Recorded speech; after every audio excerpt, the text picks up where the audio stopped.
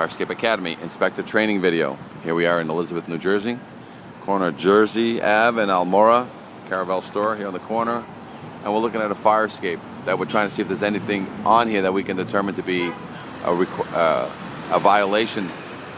Fire escape must be structurally sound, must be kept painted. The easiest violation to write is a paint violation. So let's take a look at this. This fire escape has got a full paint job on it. I mean, it was painted within the past year. So there's no violation here for the paint. And if there was one, you'd write it repair, paint, test. But this fire escape has no paint issues.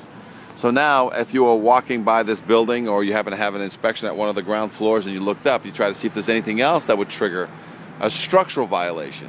The first thing that you can see right off the bat is that the staircases has the original bolts. The original bolts, whether they're square or they're riveted, that means that these are 75 plus years old. If you look at the structural supports, they have the original bolts. That's 50 to 75 years old. And it's impossible for a 75-year structure to be outside and never have been refurbished. So usually what happens is somebody's just been painting this fire escape and that's it. But guaranteed there is one of these bolts, one of these rivets is bad. Which one it is needs to be determined by the inspector. The inspector will come here and identify which one is bad. Now, if you look on the walls, you can also look for spalling cement, and there's cracks and crevices where the steel goes into the wall. That's another violation. And then the final violation that you can look at is the support, is the weight balance on the ladder.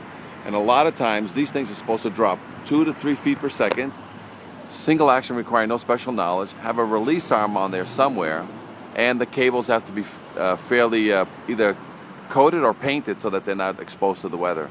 And these look like they are original to the fire escape. So these would be some of the things that you could see that would write a structural violation on a fire escape that's perfectly painted. And the main cause would be that it still has all its original bolts. If you have any questions on this fire escape or any additional training, give us a call at Fire Escape Engineers at 866-649-0333.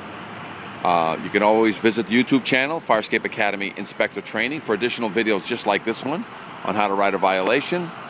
And if you also would like to have a fire escape awareness program in your city, you can give us a call. We'll send you free confidence tests, fire escape tags, load test criteria, as well as fire escape repair procedures on how to properly maintain fire escapes in your city.